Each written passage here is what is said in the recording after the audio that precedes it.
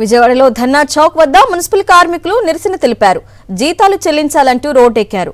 కార్మికులు ఆకలితో అలమటిస్తుంటే ఇప్పటికీ జీతాలు ఇవ్వలేదంటూ ఆవేదన వ్యక్తం చేశారు. బడా కాంట్రాక్టర్స్ కి అడ్వాన్స్ పేరుతో వేల కోట్లు ఇస్తున్నారు, కానీ తమకు జీతాలు మాత్రం ఇవ్వడం లేదంటూ ఆగ్రహం వ్యక్తం చేస్తున్నారు. స్వచ్ఛాంధ్ర నినాదం ఇచ్చి ముఖ్యమంత్రి గారు నిన్న నిడదవోలులో కూడా పారిశుధ్య కార్మికులతో ఫోటోలు దిగారు, కానీ వాళ్ళు జీతాలు వచ్చినా రాలేదు అడగలేరు. నిన్న అన్న క్యాంటీన్లో భోజనం చేశారు, భోజనం బాగుందా అన్నారు, జీతాల గురించి మాత్రం ఆయనకేమీ తెలియనట్లు నటిస్తూ ఉన్నారు. ఏమిటి వాడిది?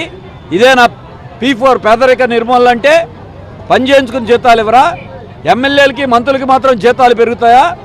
ఏమవుతున్నాయి? రోజుకు 500 కోట్లు, నెలకి 15,000 కోట్ల రూపాయలు, 2 ఏళ్లలో 3 లక్షల కోట్లు అప్పులు చేశారు. ఏమైంది?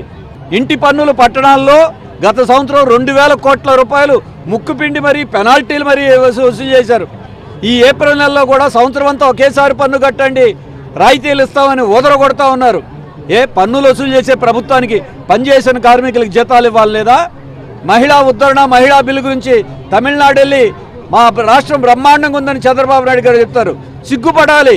ఆంధ్రప్రదేశ్లో ఉన్న కార్మికులు మా జీతాలు రాలేదు, హలో లక్ష్మణ అని రోడ్డు ఎక్కుతూ ఉంటే సిగ్గుపడాలి.